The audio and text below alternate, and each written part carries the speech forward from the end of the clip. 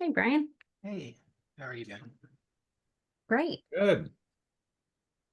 All right, Bob, I'll let you take it away.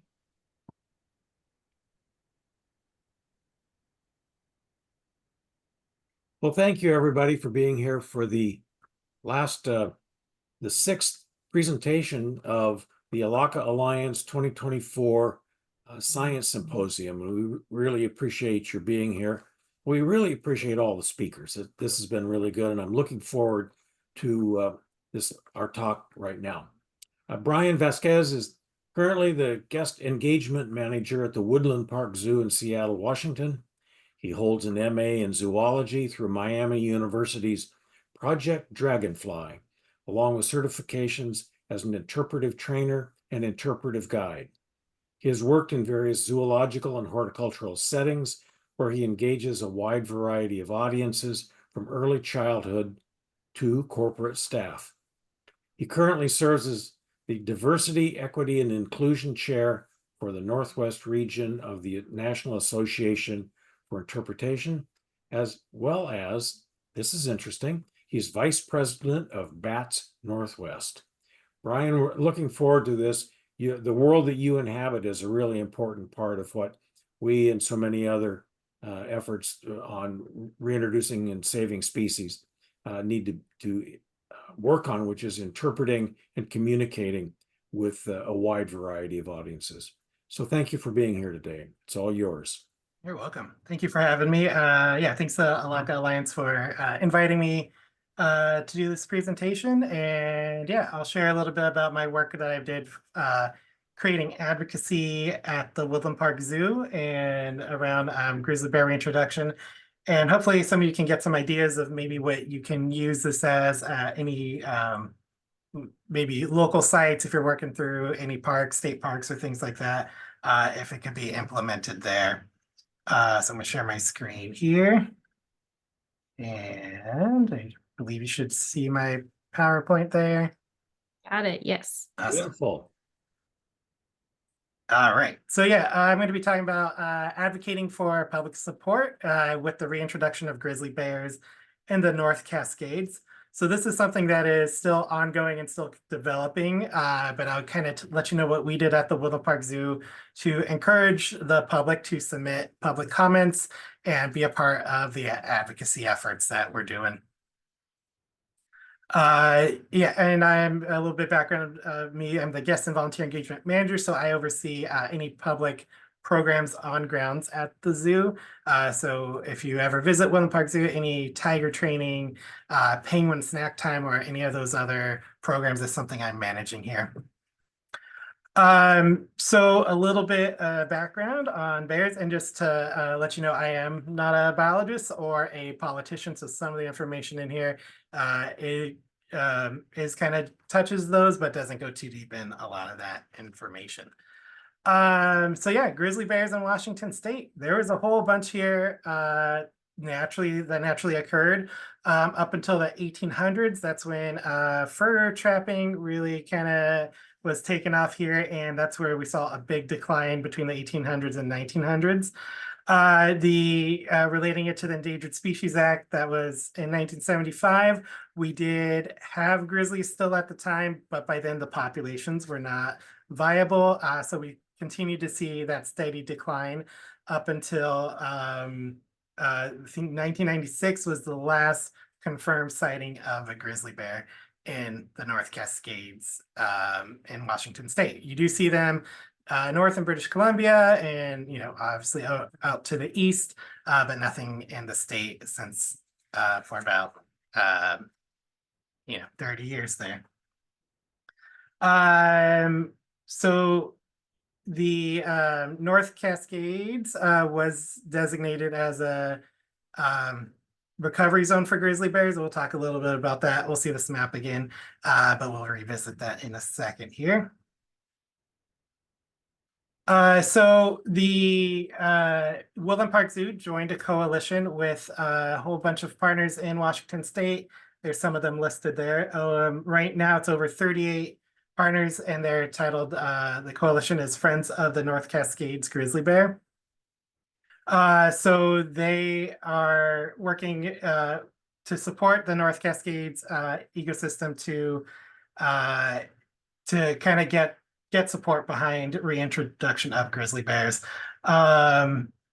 So the Woodland Park Zoo had been working in carnivore work for the last 10 years with our some of our biologists on staff. Robert Long is doing wolverine conservation, some projects with fishers and scent traps, our scent cameras. And then so it kind of was fitting for us to start focusing on carnivores here as well, or with the grizzly bears. And so, yeah, the coalition was doing a lot of work around the state, but I'm going to focus a little bit more when I get to the work I did on the efforts we did on grounds. 1 second, I just want to check my slides. I actually think I might have a different one running here. Let me actually switch over because I was missing a few slides here. Sorry about that. That's a wrinkled face bat you are seeing there.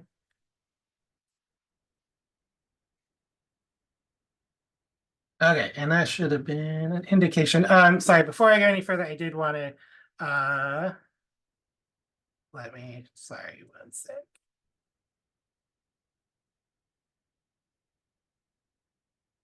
All right, I'm going to stop sharing and then reshare, and then hopefully we'll have the right screen here.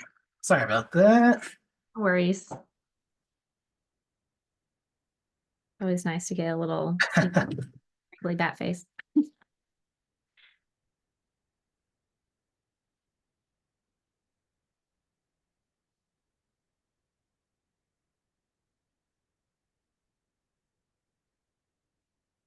All right, I think I am ready here.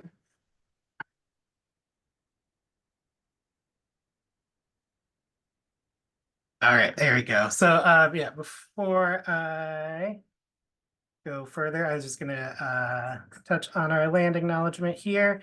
So Woodland Park Zoo works on the lands of the tribal signatories of the Treaty of Point Elliott, whose stewardship for the waters, plants, land, and animal relatives of the Northwest has continued since time immemorial. Woodland Park Zoo acknowledges the stewardship, the sovereign rights of the tribal signatories, and our responsibility to join with these tribes to inspire and advance the restoration of relationships between humans and the living world around us. All right, and so back to the slides. Here's a little more information on the North Cascades ecosystem. So it is 2.6 million acres of federally designated wilderness, and they did find that it has plenty of food and space to sustain grizzly bears. One misconception we were facing with these bears is the food that they are eating.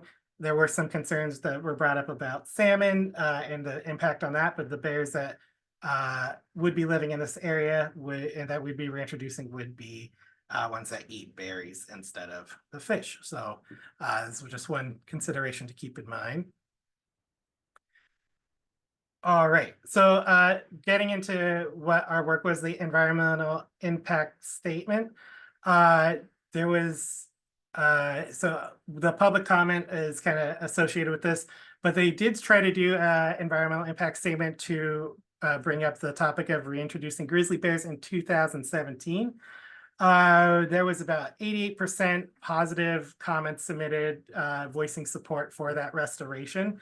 But unfortunately, due to the administration at the time, the efforts were stalled. They were started back up in 2022, and that's where we kind of jumped in. So that's where the draft EIS was created. That's kind of where they submit 3 different plans of action. The first is no action taking no action at all. And then the second 2 for this draft EIS were just different levels of management. And then that would eventually go to a final EIS and then a record of decision to make kind of ferment those plans and make it a plan to move ahead to reintroduce the grizzly bears. So we started participating in October 2023 is when the public comment period opened. So we were doing a lot of prep work up until that time to try to get as many public comments we can in support of grizzly bears. When you submit a public comment, it's open for about 45 days. And when you do that, the submissions are categorized based off what you're supporting or not supporting, as well as if it's a general comment of, yes, I support grizzly bear reintroduction, or if it goes in depth. And the in-depth comments that we were really hoping people would submit would state something along the lines of grizzly bear reintroduction would support a balanced ecosystem. So we're hoping to get them to submit more than those general comments. General comments are great too, but those in-depth ones are what really stand out. So what Woodland Park Zoo did is the first thing they did is voice their support for reintroduction. They actually took a stance publicly and submitted a public comment and also was very vocal about their stance on bringing back grizzly bears in the North Cascades. And so from there, we took a stance and then why we did that was it really substantiates our work in conservation, all that work with the carnivores that Robert Long does. It really takes it to another level by saying the zoo is doing this work, and we also want everyone else to support this work and to be kind of leaders in the field of kind of that advocacy to get movement going. So the question that came down to my team is, how can we motivate the public to voice their stance along with us?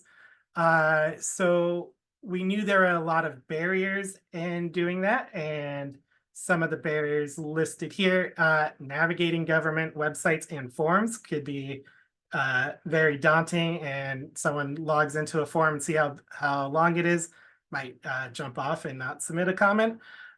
We did know there might be some distrust in the government, especially out in more rural areas.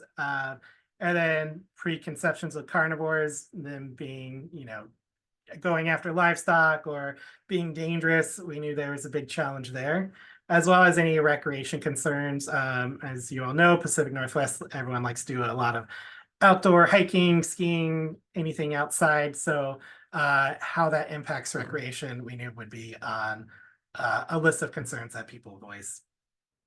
But just because we knew those things, we did want to figure out, are these true and accurate to the guests that are visiting the zoo? So in June of 2023, we actually conducted some informal guest interviews. We spoke to 22 different individuals or groups that were visiting the zoo, and then kind of did a survey activity along with them.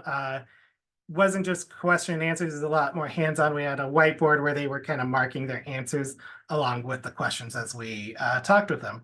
So the interview talked about trust among agencies, word preferences, motivations, and roadblockers, as well as just if their knowledge on the proposal in general. So yeah, we did find quite a bit of interesting information from that. Go through some of the questions here and then talk about what we did with that information. The first question was, how often are guests actually engaging in advocacy? So what are they doing? The three areas we asked: if they comment or contact elected officials or agencies. So that's where the public comments section would be in. If they would sign a petition, or if they have gone to a public meeting with the government. And as you can see, for submitting a comment and going to a meeting, is most people that we surveyed out of the 22 said they never would do that action or rarely would do that. Whereas sign a petition, you get a little bit more of the data spread out. So we figured that was maybe a little bit easier for them to do, something to sign and really quickly. So we really wanted to try to look at ways we can make the submitting a comment a little bit easier on our end from the zoo. And then we looked at, asked them some motivations and barriers. Motivators, they have to care about what we're asking them to do. Or they have to really want to avoid something that might happen if they don't take action. So the opposite of that caring about that, something that might worry them. Has to take minimal effort, and it has to be something they feel as though they're knowledgeable about or have enough information. Some barriers if if they don't feel like it's meaningful, if it's something small that they don't feel has a big impact, if it's not supported by credible organizations. There's also social anxiety might stop them from taking action or just not even having drive to go and to do that action. So again, making sure it's minimal effort and something that's simple and easy to do. The next area we asked was what words do they prefer when we talk about grizzly bear reintroduction. We gave them 5 words: restore, return, reintroduction, and recover. And the 5th word was translocate. We removed translocate after only a couple interviews because it was very clear that people did not like translocate as a word to use in bringing grizzly bears back to the North Cascades, but they did really like restore and reintroduction. Reintroduction, I think, had a couple more, was favored by 1 or 2 more groups. But the reasons for that, it's easy to understand. It communicates that bears used to be here, and it describes what's happening. The kind of negatives that we got of why people didn't want other words for recover, it sounds like they felt like the animal was more sick as opposed to we were helping out a population that its individual bears were sick. And they felt like return was not specific enough, whereas reintroduction and restore, they did feel like there was more there. Yeah, so we knew when we're doing any of our communications to lean more into reintroduction or restore and avoid those other terms there. We also asked who do they trust on sources of information on these topics, which this was kind of one of our more interesting ones. You could see there is a lot of trust with Woodland Park Zoo, national parks, and also Fish and Wildlife. But there was not a lot of trust with the federal government. So we found that interesting. Fish and Wildlife and national parks they trusted, who are also part of the federal government. We did point that out to them, and they did acknowledge that they knew those were part of the federal government. But at least when it comes to phrasing, if you're saying the federal government is reintroducing grizzly bears, does not come across well with our audiences that we surveyed here.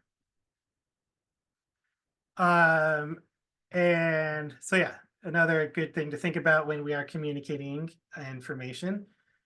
And then we also asked about the awareness of the reintroduction plans and the likelihood that they would support the introduction. So only a small percent, about a 1/5 of them had heard about it before. Some of them even mentioned that they heard about it on the zoo social media. And most guests were in the favor of it. You can see on that graph on the right that most were in the 4 and 5, and we had some that were in less favor of it.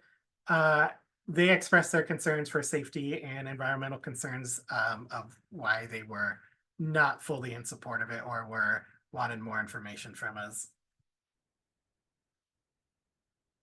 And so going more deeper into their concerns when we asked what those were, again, recreational use, they would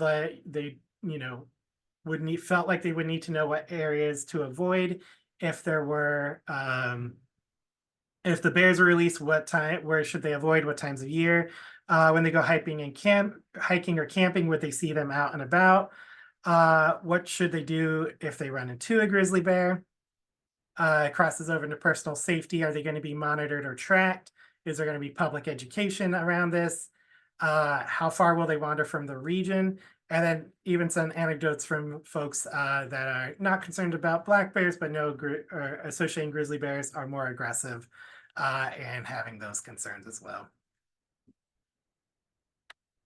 And then 2 more sections environmentally, will they affect the salmon population? Does any additional ecological work need to be done before the bears return? How will it affect the current balance in the ecosystem? And then do we have the habitat?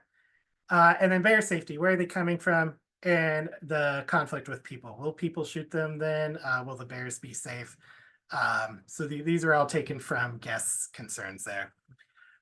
A lot of these were addressed by the region that the bears are going to be released in. If you remember that map I shared, that is a big wilderness area that unless you're really going backcountry hiking, there's very low chance that you would see the bears. They were going to be monitored when they do bring them on, and there potentially could be some closures of recreational areas depending on the movement of the bears, as far as we know right now. So a lot of these concerns could be addressed and stuff we needed to know. A last little section we asked them was some additional statements on more zoo related, if they trust the Woodland Park Zoo, when we recommend advocacy actions, how they feel about our care with our animals. Oops, and I doubled up one of those. And then the other one that you can't see was if we're making a difference of wildlife in conservation. That's that middle graph there. So as you can see, a lot of people were showing trust in the zoo. Again, this is guests at the zoo, so I'm hoping if they're coming to the zoo, they do trust us there, but just to show you some of that. So what we did with all this information is we kind of created a communication plan to reach out to the public. For my role, I was really focusing on guests at the zoo, but we did a lot of social media posts, a lot of marketing. We put up signage around the zoo. And then we tried one new technique with these stickers here. We got some here.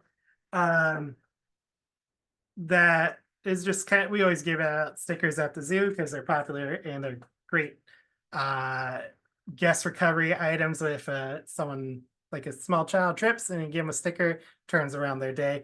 But we have these stickers here, and actually on it had a QR code that went to the Woodland Park Zoo's website on grizzly bear reintroduction. So this is one of our methods to try to make to remove some of those roadblocks. Then we had a link on there that would go to the government website, and I believe from there that national parks actually had a separate site than the usual public comment site that made it a lot simpler. It was a lot less fields that they had to fill out.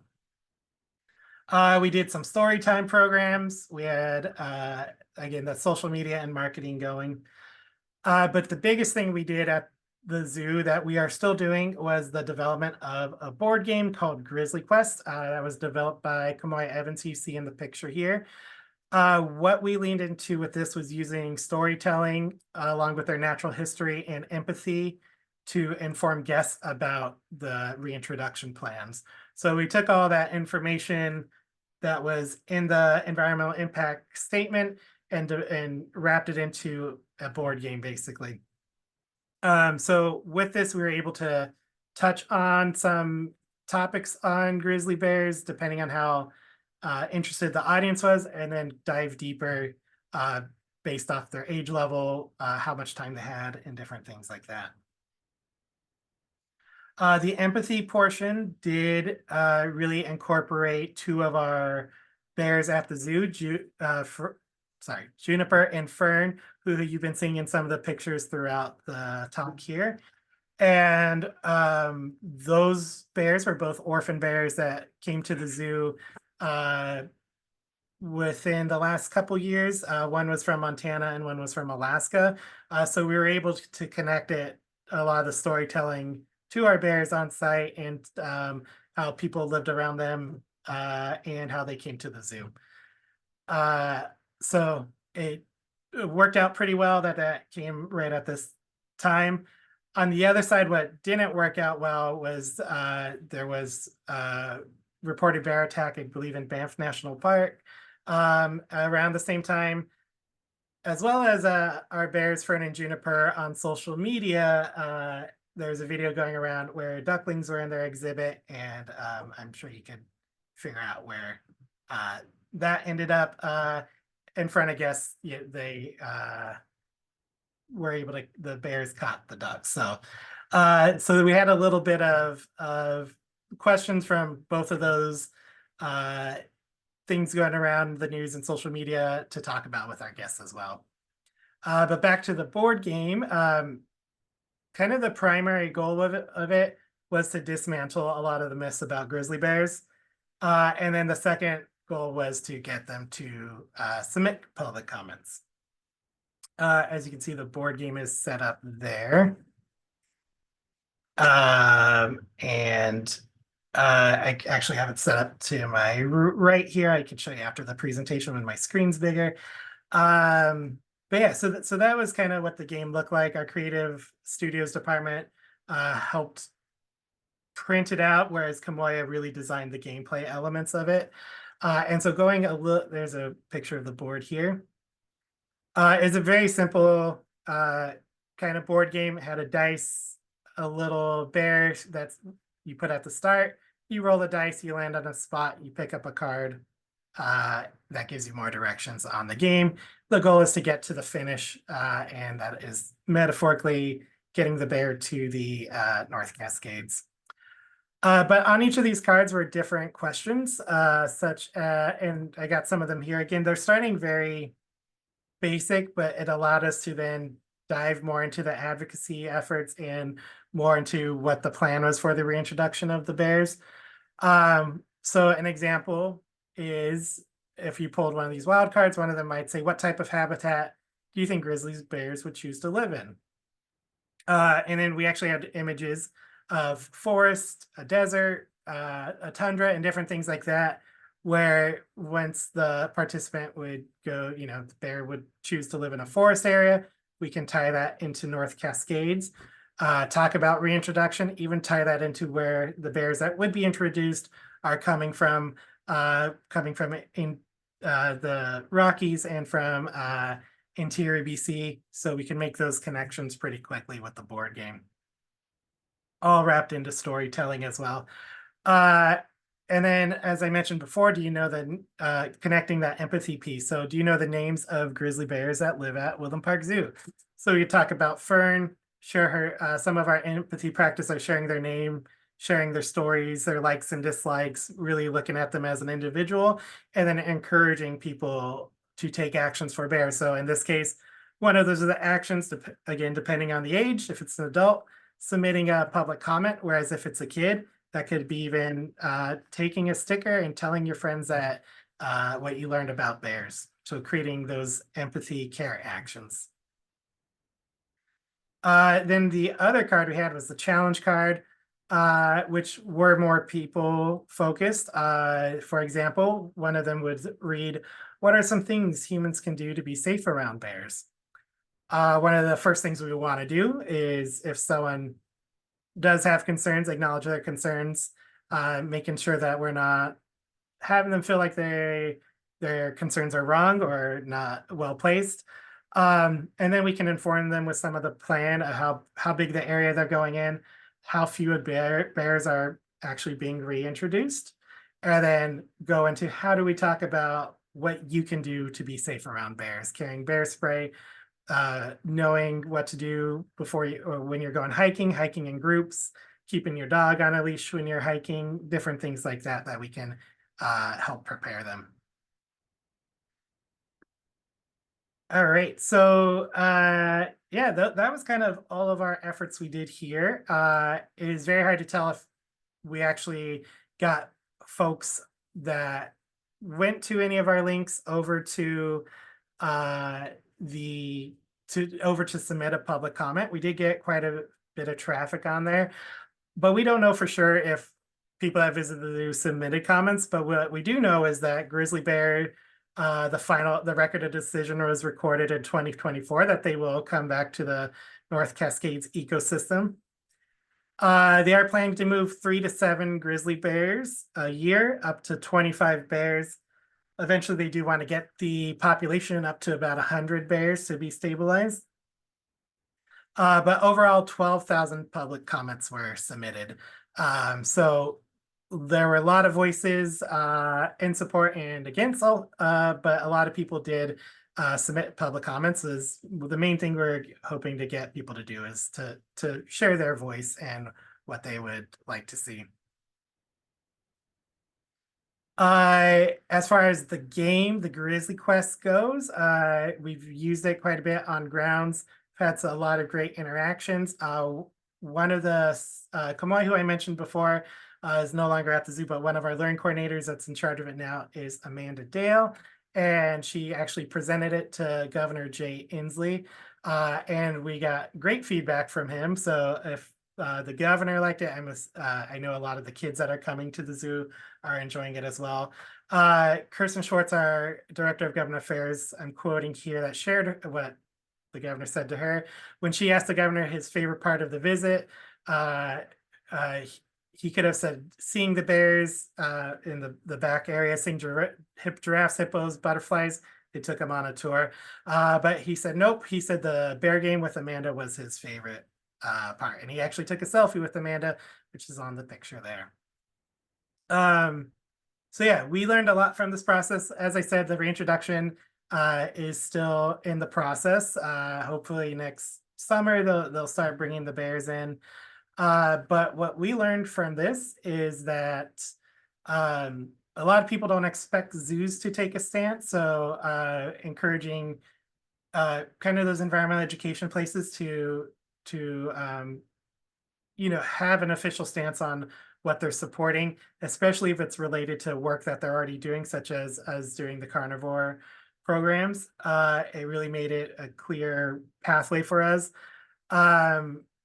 We're also looking for next steps. How do we adapt this Grizzly Quest into getting talking about recreation? A lot of the work that Amanda's been doing is to focus it more on how to safely recreate around bears.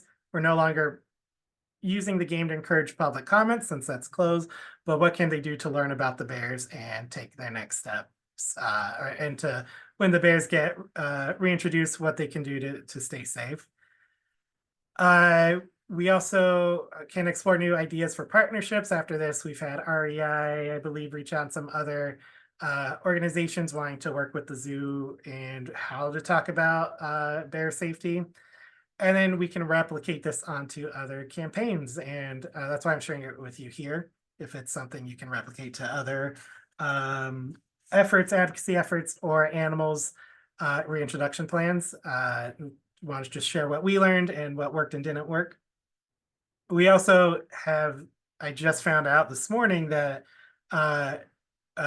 Woodland Park Zoo did release their official stance on wolf reintroduction in Washington State. So that's another area I believe we're looking at how can we adapt this game or something similar to it to talk about wolf reintroduction and just our stance in general. We don't have any advocacy initiatives going on right now, but we do see a lot of opportunity to touch on those topics here.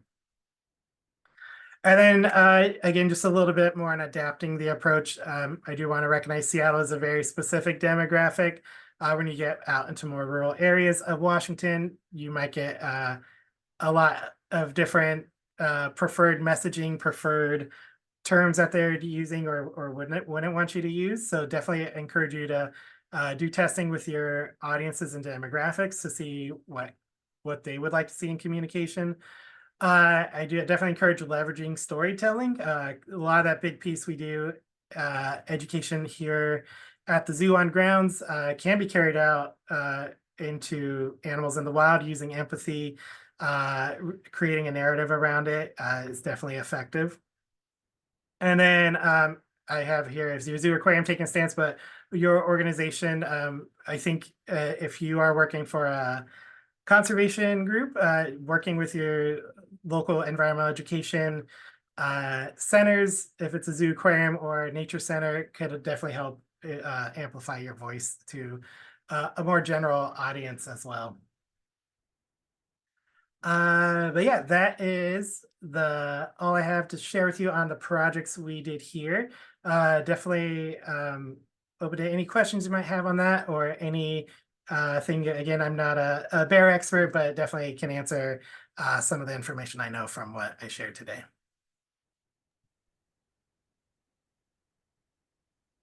Thanks, Brian. Thank you. We've got several people inquiring to see how can they get their hands on that game. We've been talking about replicating that and if we could sell it in our zoo store, but we have not yet done that. I could actually show you right here. if my cord's long enough. What I have set up here. Nice. Sorry, 1 sec there. All right, so yeah, we have the Grizzly Quest game. This is the figures we use, a little bear cub, and that's part of the story. The bears that are going to be reintroduced are going to be around 2 years old because they are not fully adapted to their environment yet, and they're a little bit more adaptable to change. So instead of moving older bears, we're going to aim for some of those juvenile 2 to 3 years old. We had a lot of hands-on approaches we're incorporating. So one of the cards is what differences are there between grizzly bears and black bears? So we got some models from it's the company Safari Ltd, as well as another question is what animals are from the North Cascades. So we got a orangutan, a rabbit, a humboldt penguin, a moose, and a little brown bat, or a big brown bat. I think that one's supposed to be. So then we could talk about native animals and habitat, and I also, again, my bat work gives me a chance to talk about Bats Northwest there and incorporate bats. Which from that we learned a lot of people don't realize we have bats in our state. So using that. Yeah, so that was the game there. We also made a facilitation guide recently to help our volunteers be able to take this program out on grounds and have those deeper discussions as well. So they just started trialing it out, doing some piloting, and we're collecting feedback from them to see what's working and what's not. So yeah. That's great. Okay. Who designated the North Cascades Grizzly Bear Recovery Area? Was it U.S. Fish and Wildlife Service? If so, was it on its own motion or the result of public pressure? I'm not 100% sure on that one. It was U.S. Fish and Wildlife did do it. I'm not sure if it was on its own or if there was pressure. I think when we saw kind of the last bears in the area, that kind of triggered more work in the national parks up there. So yeah, designated by Fish and Wildlife, but I'm not sure what kind of ignited that effort. Okay, we've got someone that asked, what are the ecological advantages of having grizzlies reintroduced? From my understanding is that since they are bear eaters, they also are root diggers, which is different from what the black bear's role was playing. So them kind of uptraining the soil, from what I understand, is a big impact that we lost in the North Cascades from bears specifically. So having them back kind of provides that soil movement that was when they were missing. Some of the feedback during the public comment periods, there was some town hall efforts around different parts of the Cascades. And some of the concern was bears taking livestock. So just to kind of bridge over to that food portion. Again, the bears weren't going to be close to the ranch areas. They're going to be more up in the mountains. So there wasn't a lot of from releasing them, there's not a lot of concern of them going down to those areas where there is livestock. Yeah, not really carnivore heavy bears eating meat, more focus on those plants and roots and berries that they're going after. Yeah, great. Maybe you can answer this. How do you respond to people grappling with the ethical questions associated with reintroduction, i.e. relocating individuals from their home or families, and some that will suffer or die due to relocation itself? From what I understand, it's pretty well thought out on how they're going to be removing them or to be moving them over. They are focusing on those two areas of BC and the Rockies because they are very similar habitats. And I think why they're starting out with a small number is so that they can ensure that they can safely move them. Whenever, from the zoo perspective, whenever we have, for like medical procedures are moving an animal, our vet team here works with a lot of vets from, or vets from the area that are specialized in anesthetizing or in kind of that work.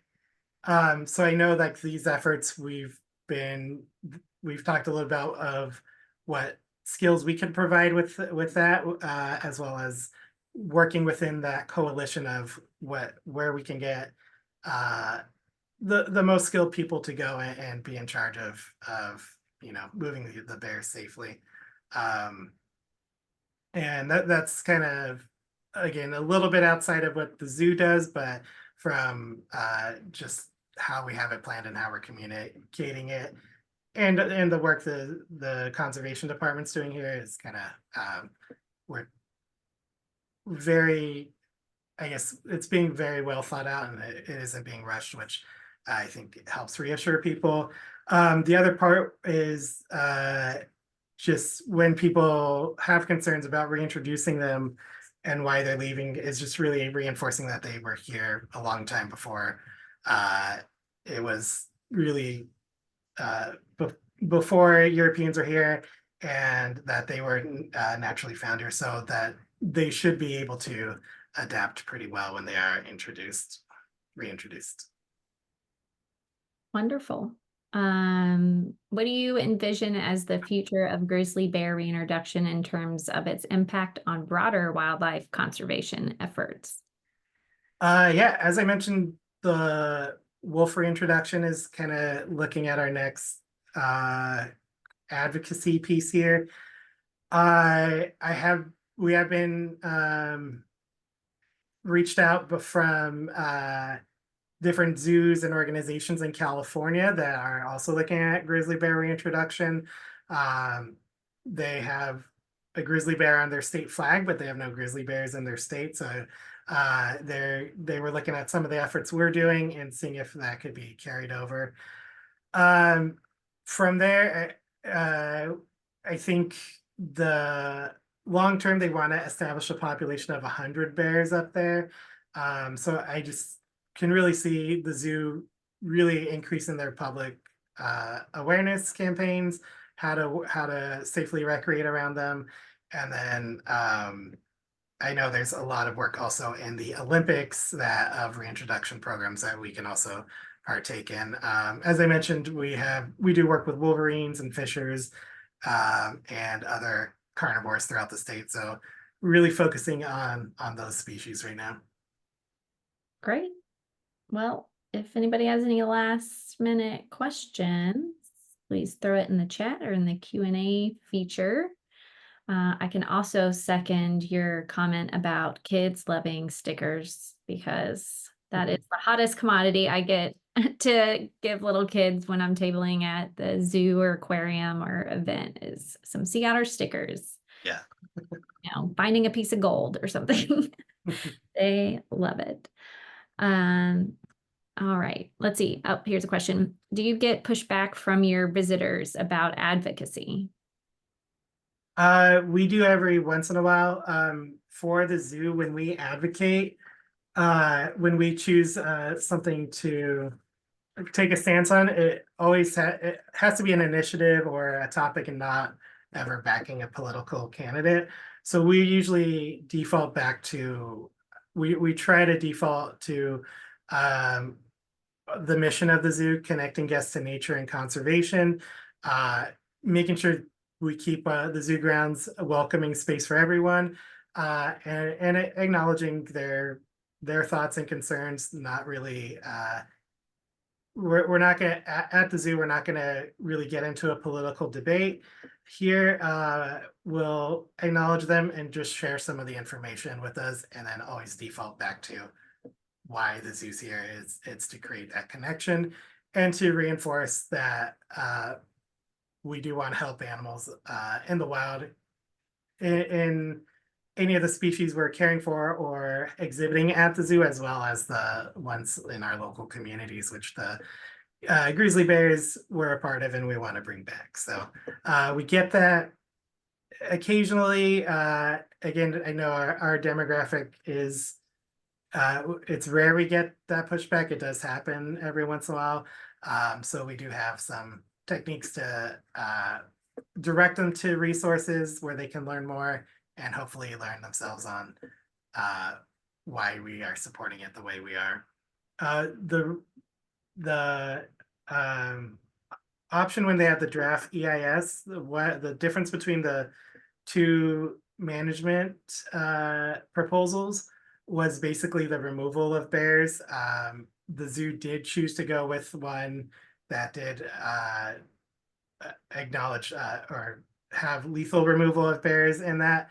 And the reason why the zoo did that was for the comfort of the public, not that the zoo necessarily believes that a bear needs to be killed to remove it from human conflict, but because the public would some of the public would feel more comfortable if that was an option as versus it wasn't an option. So while the zoo took a stance, they did want to acknowledge like the public's feelings with that as well. And they're doing the same thing, kind of similar with the reintroduction of wolves in Washington. The kind of their stance they're taking on that is still acknowledging that people have different experiences and different opinions on it. So, yeah. Great. I want to acknowledge how we met at the Zoos and Aquariums Committed to Conservation Conference, ZAC for short, because the AZA community loves acronyms. But yeah, so I really appreciate all the work that the Woodland Park Zoo is doing for conservation of our wildlife. And thanks for doing engaging with guests and promoting our beautiful natural world. Yeah, thank you. And we are, yeah, definitely another piece we are continuing doing is looking at how we can be more involved in advocacy. And one of the big efforts we're doing right now, just to plug, is encouraging the public to vote no on the 2117 initiative in Washington State, which would repeal the Climate Care Act, which would take a lot of resources out of clean air, clean water efforts. And yeah, so we've been looking at ways, how do we stay involved in advocacy? How can we be a resource for people to direct them, and then they can make their decisions from there. Awesome. Well, Yeah. I think we can, I don't see any more questions roll in. So we can end a little early. Fancy that. So thanks again, Brian, for speaking with us today. And thank you all our attendees throughout the whole symposium for joining us. And we'll be back again next year with a whole new theme and some more incredible speakers. I will put some links here to the Elakha website. If you want to learn more about us, you can visit OregonSeaOtters.org or Elakha, ELAKHA, Alliance.org. They all go to the same place, but Oregon Sea Otters is probably a little easier to spell. But yeah, appreciate you. And yeah, thanks for caring about wildlife. And I will conclude the recording. Thanks, everyone.